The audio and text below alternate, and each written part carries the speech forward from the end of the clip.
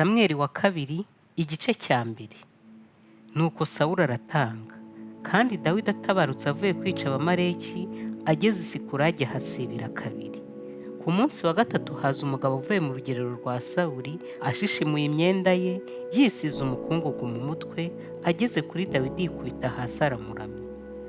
Dawidi aramubaza ati uraturuka he? Aramusubiza ati ncitse ku icumu mu rugerero rw'Abisiraheli. Dawidi aramubaza ati byagenze bite? Ndakwinginze mbwira. Aramusubiza ati abantu bahunze ku rugamba, kandi benshi muri bo baguye mu ntambara barapfa. Sawuli na Yonatani umuhungu we nabo barapfuye. Dawidi abaza uwo muhungu wamubikiye ati ariko wabibwiwe n'iki ko Sawuli na Yonatani umuhungu we bapfuye? Uwo muhungu wamubikiraga aravuga ati narigenderaga ngeze ku musozi w'i Gilibowa, mbona Sawuli yishita ku icumu, kandi mbona amagare n'abahetswe n'amafarashi bamusatiriye. Maze Sawuli akebutse inyuma arambona, arampamagara ndamwitaba ni karame. Arambaza turinde? Ndamusubiza ati ndi Umwamaleki. Arambwira ati nyamuntu igira hano nsonge, dore ndembejwe n'umubabaro kuko nkiri muzima. Nuko ndamwegera ndamusonga kuko nari menye neza ko atari uwo gukira namara kugwa. Mera ko mucuza ikamba ryari ku mutwe n'umuringa wari ku kuboko, none mbizaniye databuja. Dawidi afata imyenda ye arayishishimura, n'abari kumwe nawe bose babigenza batyo. Bacura umuborogo bararira, biyiriza ubusa bageza nimugoroba, bababajwe na Sawuli n'umuhungu we Yonatani, kandi n'abantu b'Uwiteka n'inzu ya Isiraheli, kuko bicishijwe inkota. Dawidi abaza uwo muhungu wamubikiye ati uruwa he? Ati ndi umwana w'Umwamaleki w'umunyamahanga. Dawidi aramubaza ati ni iki cyatumye udatinya ugahangara kurambura ukuboko kwica umuntu Uwiteka yimikishije amavuta? Dawidi ahamagara umwe wo mu basore bati mwegera umusumire. Aramusogota arapfa. Dawidi aramubwira ati amaraso yawe aba ari wowe aba ku mutwe, kuko akanwa kawe ariko muhamya nk'uko uvuze ngo nishe Uwiteka yimikishije amavuta. Nuko Dawidi aborogera Sawuli n'umuhungu we Yonatani uyu muborogo, abategeka kwigisha Abayuda indirimbo y'umuheto yanditswe mu gitabo cya Yashari. Icyubahiro cyawe Isiraheli cyiciwe mu mpinga z'imisozi. Erega abanyambaraga baraguye. Ntibazabivuge muri Gati, ntibazabyamaze mu nzira z'Abashikeloni, abakobwa b'Abafilisitiya batazanezerwa, abakobwa batakebwe kwishimagiza. Mwa misozi y'i Gilibowa mwe, kuri mwe ntihagatonde ikime, ntihakagwe imvura, ntihakagira imirima yera imyaka y'amaturo, kuko ariho ingabo y'umunyambaraga yarwanya umugayo, niyo ngabo ya Sawuli, niyo utimikishijwe amavuta. Umuheto wa Yonatani niwe wasubiraga inyuma, ngo uve ku maraso y'abishwe no ku banyambaraga b'ibihangange, kandi inkota ya Sawuli niyavukaga. Sawuli na Yonatani bari beza, bafite igikundiro bakiriho, kandi mu ipfa ryabo ntibaguye ukubiri. Bari abanyamuvumbuko kurusha ikizu, bari abanyamaboko kurusha intare.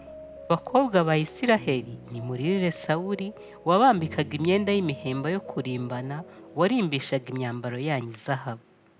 Erega abanyambaraga baguye mu ntambara hagati. Yonatani yicaye mu mpinga z'imisozi yawe. Uneye agahinda mwene data Yonatani, wambereye uw'igikundiro bihebuje. Urukundo wankundaga rwari igitangaza, rwarutaga urukundo rw'abagore. Erega abanyambaraga baraguye, n'intwaro zabo zirashize. Samweli wa kabiri igice cya kabiri. Hanyuma y'ibyo Dawidi agisha Uwiteka inama ati mbese nzamuke njye mu mudugudu umwe mu y'Abayuda? Uwiteka aramubwira ati zamuka. Dawidi ati njye he? Aramusubiza ati Heburoni. Nuko Dawidi azamukana n'abagore be bombi, Ahinowamu w'i Yezerēli na Abigayili wari muka Nabali Munyakarumeli. Kandi n'abantu bari kumwe na Dawidi bose arabazamukana, umuntu wese n'abo mu rugo rwe, batura mu midugudu y'i Heburoni. Bukeye Abayuda baraza bamwimikishirizayo amavuta, kugira ngo abe umwami w'umuryango w'Abayuda.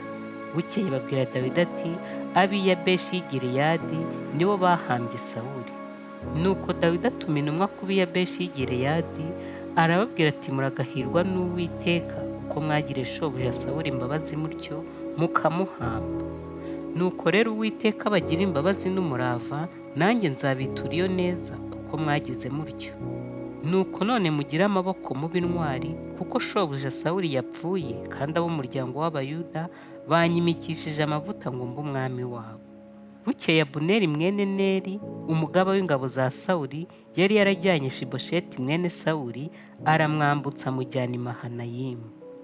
Amwimikirayo ngo abe umwami w'i Gileyadi n'uw'Abashuri, n'uw'i Yezerēli, n'uw'Abefurayimu, n'uw'Ababenyamini, n'uw'Abisiraheli bose.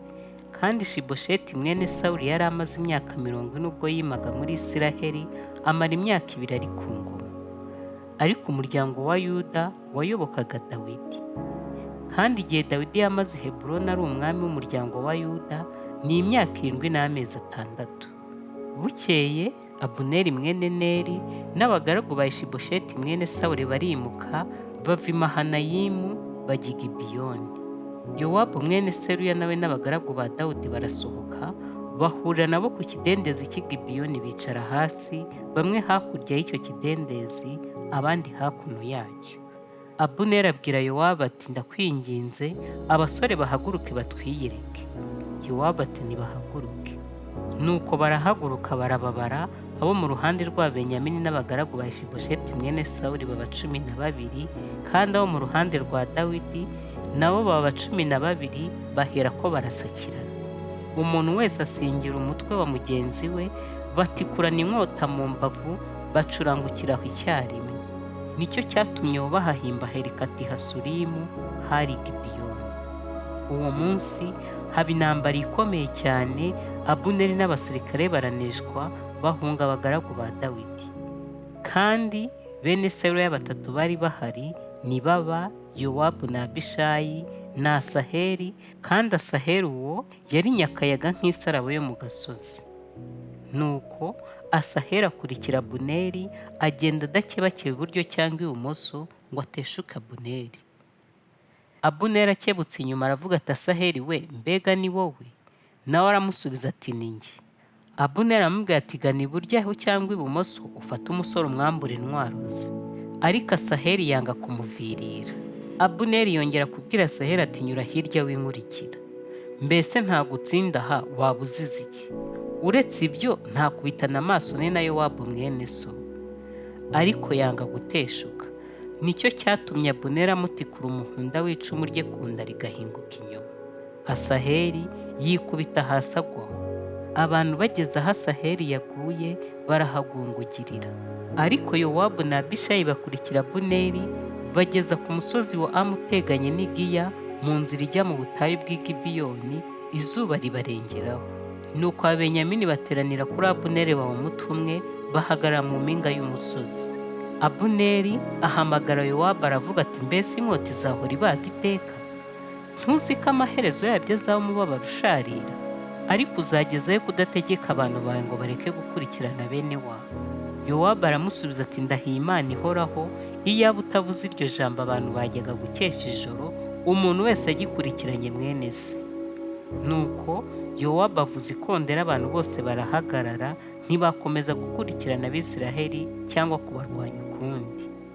Nuko Abuneri n'ingabo ze bagenda ijoro ryose, banyura muri Araba, bambuka Yorodani, banyura i Bitironi yose, basohora i Mahanayimu. Yowabu nawe aragaruka arorera gukurikira Abuneri. Amaze guteranya abantu bose, mu bagaragu ba Dawidi haburamo abantu 19 na Asaheli. Ariko abagaragu ba Dawidi bari banesheje Ababenyamini n'ingabo za Abuneri, kandi bishema abantu 360. Nuko baterura Asaheli bamuhamba mu mva ya si Betelehemu. Yowabu n'ingabo ze baherako bagenda ijoro ryose, bucya bageze i Heburoni.